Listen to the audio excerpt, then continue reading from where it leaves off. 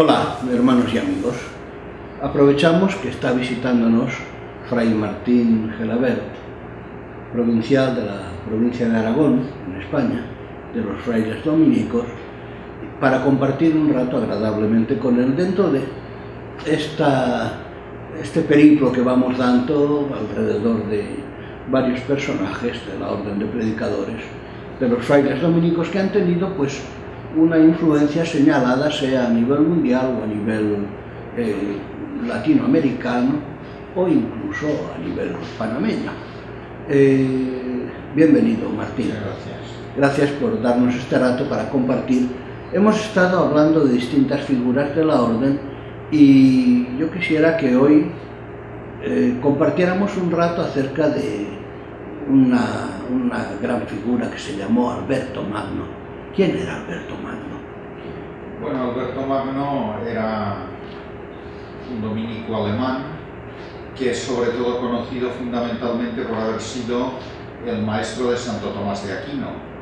Pero yo creo que el discípulo no debe hacernos olvidar la grandeza del personaje, y en este caso el personaje es Alberto Magno. Evidentemente, hoy es difícil hablar de Alberto sin hablar de Tomás, de la misma forma que hoy es difícil hablar de cualquier gran investigador o de cualquier gran científico sin hablar de sus alumnos y sin hablar de la obra y de la influencia que ha tenido. Pero Alberto vale por sí mismo. Alberto es un personaje importante dentro de la orden dominicana y dentro de la Iglesia. Estamos hablando de los años 20 del siglo XIII. Sí, y ya en estos años del siglo XIII pues hay una serie de cosas que se parecen tanto a lo que hoy vivimos y a lo que hoy la Iglesia necesita que uno se queda un poco sorprendido. Por ejemplo, bueno, Alberto fue un precursor, un predecesor importantísimo del diálogo de la fe con la ciencia. En este sentido, hoy este tema pues vuelve a adquirir una relevancia grande y ahí tenemos un referente importante en este personaje que es Alberto Magno. No deja de ser interesante que esa mentalidad universal que aparece a través de sus escritos incursiona en terrenos como la astronomía, la física, las ciencias naturales y además haciendo notar: yo he observado, yo he experimentado, esto me lo han relatado pescadores. Es interesante el dato concreto que habla de su experimentación directa. Sí, sí. Esto es muy interesante. Bueno, una de las cosas que no es muy conocido es que algunos le atribuyen la invención de la pólvora. Algunos le atribuyen, yo no estoy muy seguro de esto, pero algunos dicen que esto se le debe a él. Bueno, yo a propósito del diálogo ciencia y de eso que tú estabas diciendo, bueno, en aquellos tiempos evidentemente tenían unos medios de experimentación bastante distintos de los nuestros, pero bueno, la observación siempre hace avanzar. Y es interesante notar que, por ejemplo, Alberto decía, bueno, cuando se trata de cuestiones de teología, pues habrá que consultar a los que saben, habrá que consultar a San Agustín. Pero cuando se trata de cuestiones relativas, por ejemplo, a la biología, habrá que consultar a los médicos, habrá que consultar a los biólogos, habrá que consultar a Galeno, decía él, o Aristóteles, no a Agustín. Agustín decía literalmente, en estos terrenos no sirve para nada.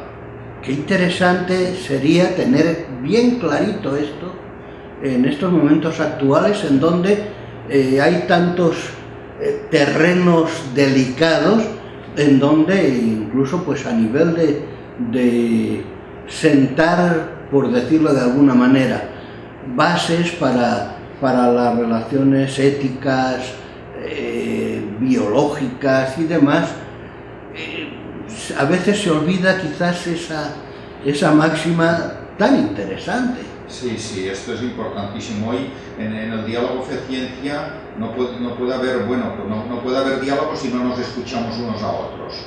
Pero en todo caso, en este terreno en donde entra, o en estos terrenos mixtos en donde entra en juego la ciencia, es importantísimo tener en cuenta la opinión de los que saben. Yo, por ser teólogo, no tengo por qué saber de biología. las cuestiones referentes, por ejemplo, al inicio de la vida, pues esto habrá que preguntárselo a los biólogos. Esto no es una cuestión que se defina dogmáticamente. De hecho, San Alberto funcionaba con una biología que hoy está superada, y sabemos que está superada, pero en su tiempo él utilizaba aquellos datos de la biología de entonces como base para sus reflexiones teológicas y como base para sus conclusiones morales. Entonces, por ejemplo, se pensaba, hoy sabemos que esto es falso, que esto no es así, que el alma estaba infundida por Dios a los 40 días de la concepción, en el caso del varón. Encima, en el caso de las hembras, era a los 80 días. Porque, bueno, esto tiene otras repercusiones, ¿verdad? Tampoco aquí hay que ver necesariamente una necesaria discriminación de la mujer. Pero bueno, bien, eso era la biología que se había aprendido de Aristóteles y era la figura, el punto de referencia. Bueno, entonces él sacaba las conclusiones que de ahí se derivaban. Hoy sabemos que esto es falso, que la vida empieza en el momento de la concepción, o por lo menos en el momento de la anidación. La Iglesia es muy prudente y dice, vale, seamos respetuosos con la concepción. Probablemente en este sentido la Iglesia es muy respetuosa y favorece más la dignidad humana, pero evidentemente hoy no se puede utilizar la biología de entonces, pero sí que se puede utilizar la lección que entonces nos dio Alberto, que nos dio luego Santo Tomás, de que a donde hay que recurrir es a los expertos. Que indudablemente Tomás de Aquino, en sus principios, también retoma esta línea de su maestro. Naturalmente, sí. Y también, por ejemplo, la línea del Concilio Vaticano II. En este sentido, el Concilio Vaticano II podríamos decir que es muy tomista. El Vaticano II recomienda que hay que consultar y escuchar a los expertos en ciencias humanas antes de hacer cualquier reflexión y de tomar cualquier decisión que afecte a la teología o a la moral católica. Indudablemente se necesita de ser arriesgado en su momento para incursionar, permítaseme la expresión, en la filosofía de Aristóteles e incluso de Averroes, es decir, entrar en un campo que podríamos decir en aquella época era campo minado, ¿no? Sí. Porque no era la de San Agustín, que era la que comúnmente se usaba al hacer teología. Y Alberto entra en diálogo con ambas, ¿no? Sí. Y recurre a la figura, diríamos, proscrita entonces en los medios más conservadores, como era Aristóteles, que luego Santo Tomás continuó esta obra, pero el que inició la difusión de Aristóteles y el estudio de Aristóteles fue Alberto Magno. Y además lo recibe a través de los árabes. Exactamente, a través de Averroes, de Avicena, de toda esta gente, sí. Y San Alberto, para volver con este tema de la ciencia, una de las cosas que también dice y tiene claro es que las ciencias, bueno, han llegado a un punto, pero que queda mucho por investigar y que todavía a lo mejor hay muchas cosas por descubrir. Alberto no cree que al punto al que hemos llegado al punto final. Él dice, bueno, seguramente aparecerán nuevas cosas. En este sentido es un hombre abierto a la novedad, abierto a lo que pueda surgir. Bueno, este es un terreno interesante, sí, ciertamente. Y además entonces esto nos habla de una mente realmente abierta, comprensiva, universal. Sí, que luego sin duda influyó en Santo Tomás. Y que también estas dos figuras, a mi modo de ver, ya que estamos hablando del aniversario de los 800 años de la aprobación de la Orden de Predicadores de los Dominicos, estas dos figuras no cabe duda que han influido en la Orden. Han sido dos figuras que yo diría que de alguna manera han dado una inflexión al carisma de la Orden. Sí, Santo Domingo, pero de la misma forma que yo diría, no sé lo que dirán los franciscanos, pero estoy convencido que no me desmentirán mucho, que San Francisco sí, pero San Buenaventura fue el que inflexionó la Orden en una determinada línea, que probablemente no era exactamente la de Francisco. Bueno, pues yo estoy convencido que con Tomás y con Alberto ocurre algo parecido. Han inflexionado la línea de Santo Domingo en una dirección que, bueno, que está allí, sí hay una continuidad, pero que probablemente, pues a lo mejor podría haber evolucionado de otra forma, pero gracias a ellos evolucionó de esta forma. ¿Sabes? A mí me sorprende cuando leo que Alberto Magno es como, por decirlo así, bueno, no, es directamente como discípulo de Jordán de Sajonia, Sí. del inmediato sucesor de Exacto. Santo Domingo. Sí, sí, sí. O sea que Alberto Magno está bebiendo en las fuentes mismas Bueno, del inicio de la orden. Son hombres de los orígenes, son hombres de los orígenes. ¿no? Y es interesante que desde en ese momento ya se vaya como trazando este cauce a la orden, ¿no? Sí, en el fondo yo diría que la orden, puesto ya entrar en estas cosas de la orden, es una orden de teólogos y de misioneros, o de teólogos y de profetas. Y esta es la labor de estos hombres que has citado tú antes. Tú antes has citado, no sé si has citado a Montesino o a Bartolomé de las Casas, Pedro de Córdoba. Exacto, Pedro de Córdoba. Es interesante notar que mientras estos señores estaban, o estos frailes, estos hermanos estaban aquí en América haciendo una labor de defensa de los derechos humanos y del derecho internacional, estaban bebiendo en una escuela, que es la Escuela de Salamanca, donde allí había un Francisco de Vitoria que nunca salió de Salamanca, pero que inspiraba a estos misioneros. Estos misioneros tenían una buena teología detrás, no eran aquí unos improvisadores ni unos francotiradores. En este sentido, una buena teología contribuye a una mejor defensa de los derechos humanos y también contribuye a una buena pastoral y una buena catequesis. Y gracias a Dios podríamos decir que esa es como la base de sustentación de toda la labor misionera de nuestros frailes, ¿no? Está clarísimo. La orden es una orden de teólogos y de misioneros, y realmente la teología es la que sustenta esta misión, y la misión la que estimula la reflexión teológica, porque, por ejemplo, no cabe duda de que la labor que hacían los misioneros dominicos en tierras del Islam, en la Andalucía, en lo que hoy es Andalucía en España, eso fue lo que provocó y estimuló la creación de la Suma contra los Gentiles de Santo Tomás. Sí. O sea, también la misión de alguna manera estimula la teología. Bueno, Alberto, podríamos decir, se dejó estimular, pues no por la misión, pero sí por la experiencia, por la cultura de la época, que es otra manera también de dejarse estimular por la misión. Y por el pensamiento de quienes estaban fuera del ámbito normal de pensamiento, ¿no? Quienes están fuera, sí.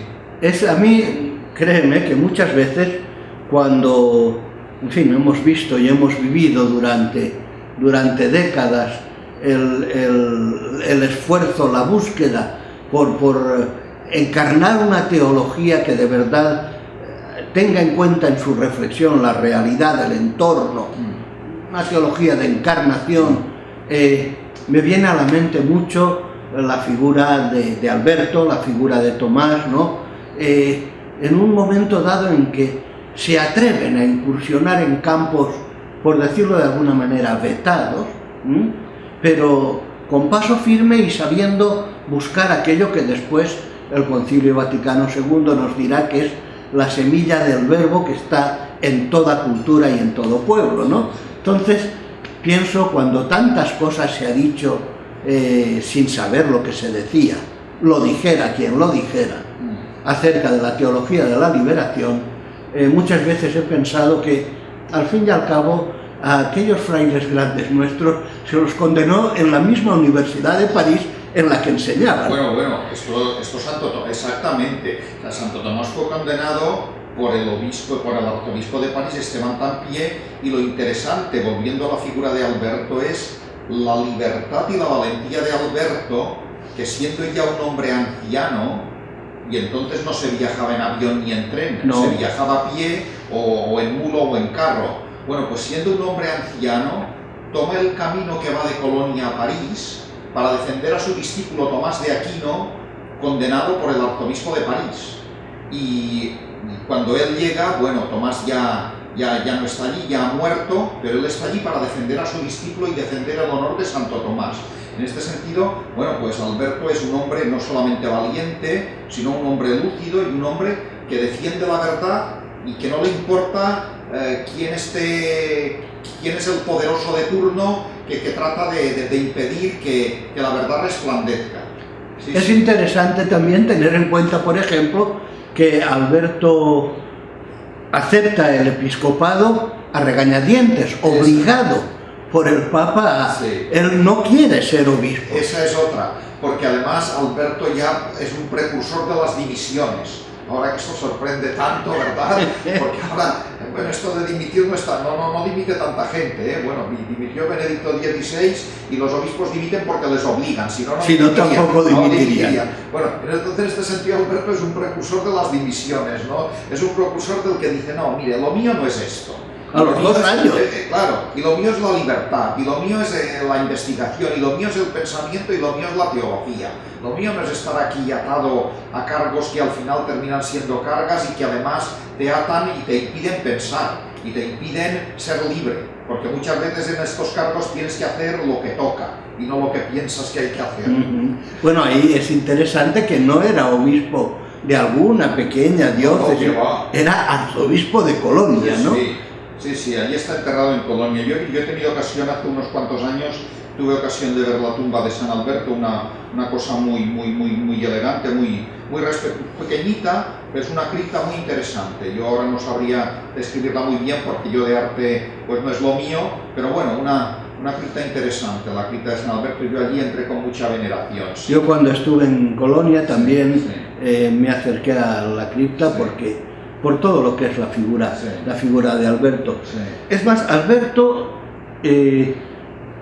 es consultado con frecuencia por los papas bispos, que le llaman, y de hecho él también está en el segundo concilio de León.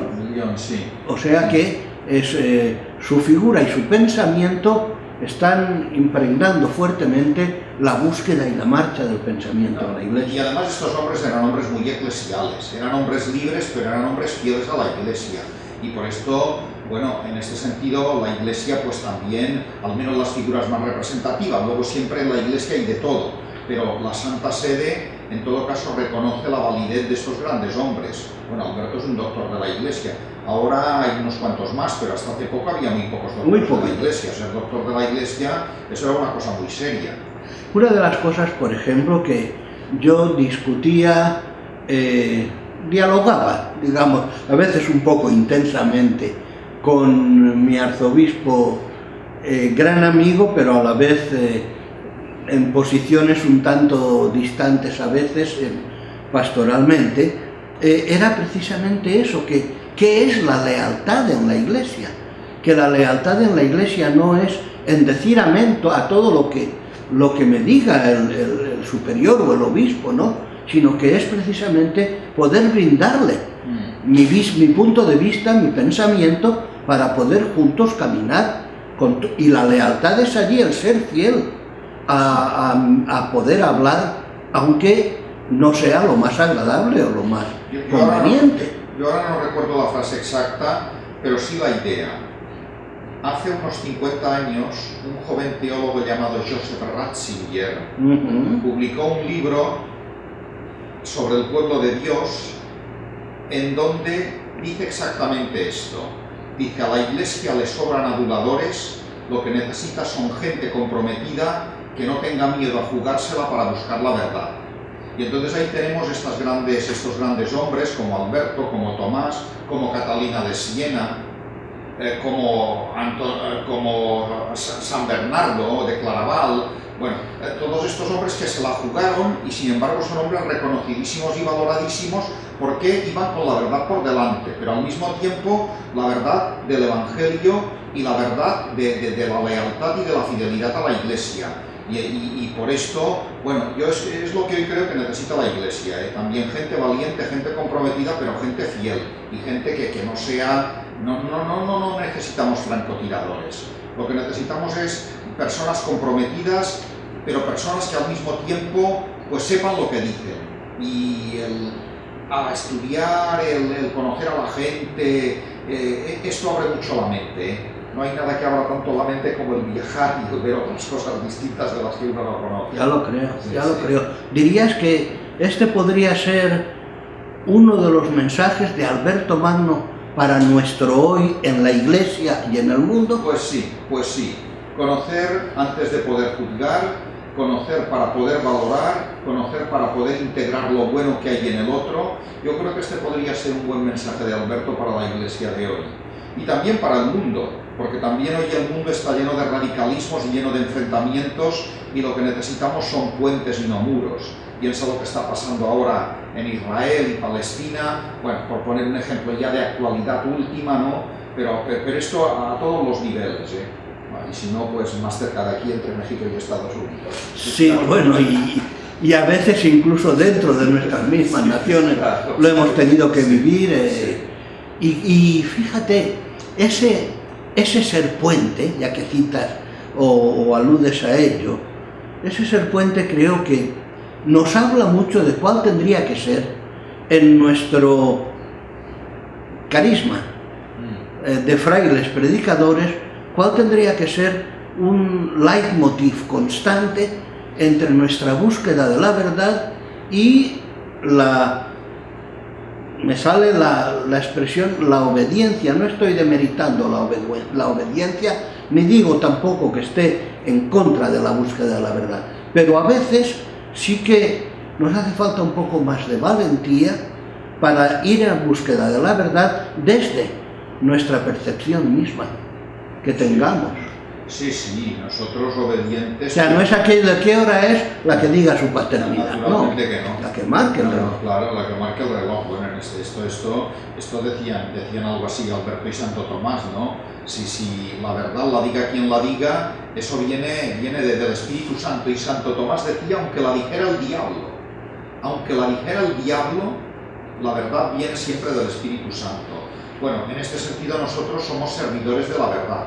No somos servidores del gobernante de turno, sea quien sea el gobernante de turno, sino servidores de la verdad, porque la verdad es Dios. Esa es la cuestión de fondo. Y donde hay huellas de la verdad, allí está Dios. Y donde hay huellas de la verdad, allí estamos encontrándonos, aunque no lo sepamos, con Dios. Y todas las huellas de la verdad nos conducen a la verdad total. Por esto nosotros debemos cultivar la verdad allí donde esté, y debemos fomentarla y debemos valorarla. Y no vamos a imponerla a nadie, en todo caso vamos a descubrir la verdad que ya hay en el otro.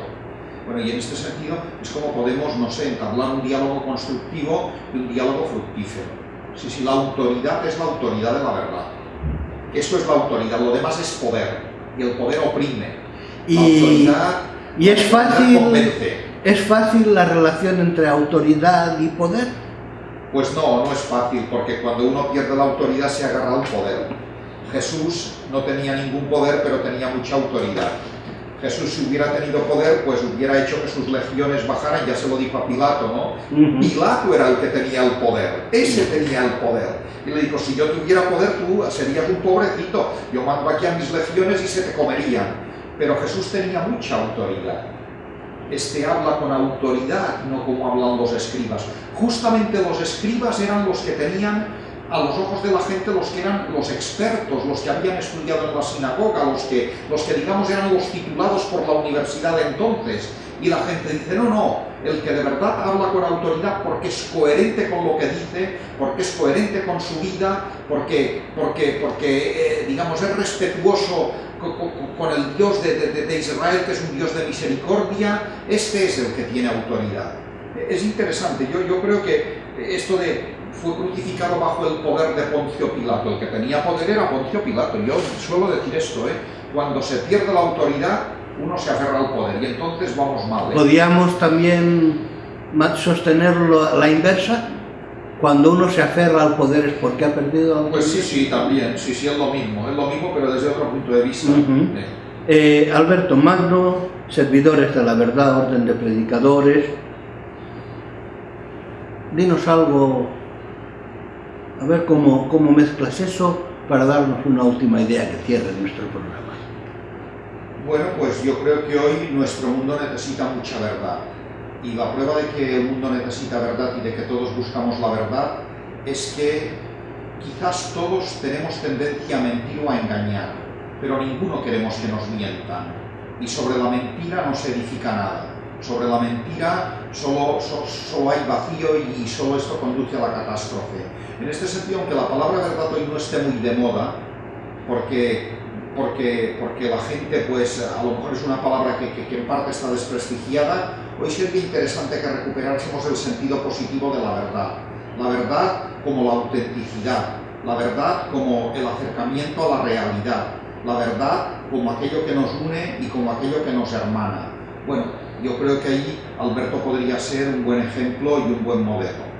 Y en definitiva vendría a realizarse un poco aquello de que la verdad nos hace libres. Exacto, como dice Jesús mismo. Bueno, pues gracias Martín. Ahí nos veremos dentro de poco conversando con otros. Vale, muchas gracias. Hasta luego. Hasta luego.